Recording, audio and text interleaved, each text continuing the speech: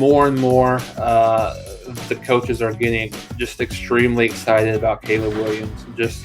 I think just looking at him as a guy who is approaching every single day as if this is an open quarterback competition, and I know that probably inherently he knows it's not, and I think openly, everyone else around him knows it's not, but he's a guy that I've been told increasingly that Oklahoma, the coaches, would have very little concern if Rattler happened to go down or miss a game or whatever it might be. From that comfortability perspective, certainly would see him playing in his 4 games, maybe a little bit more, depending on how the season kind of goes forward. I think the last scrimmage that they had, no drops whatsoever from the wide receivers, so I think that's encouraging based on specifically how they played in 2020.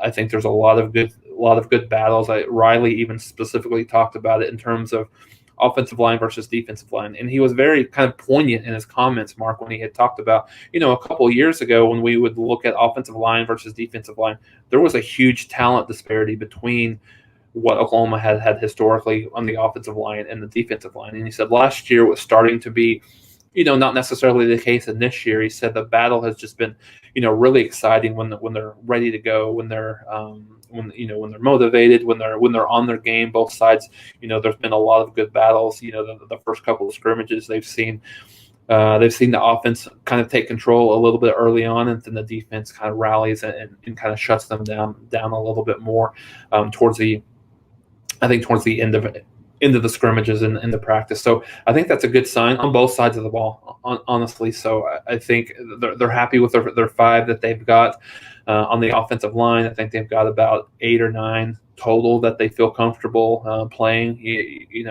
Riley even said he felt like maybe offensive line is a little bit more talented than they've seen since probably the 2018 season. So that's certainly something that's positive to look at. Defensively, they've been pretty.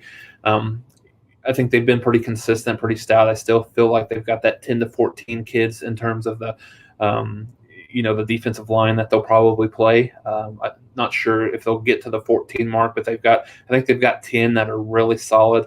So a couple of freshmen that I've heard that, a lot of times, Mark, you'll hear freshmen kind of flash early on in camp, and then, maybe as the playbook gets a little bit deeper and they get into scrimmage time, that they, that they kind of hit that proverbial freshman wall. I think there's two freshmen that specifically are going to play a lot. Danny Stutzman at the linebacker position.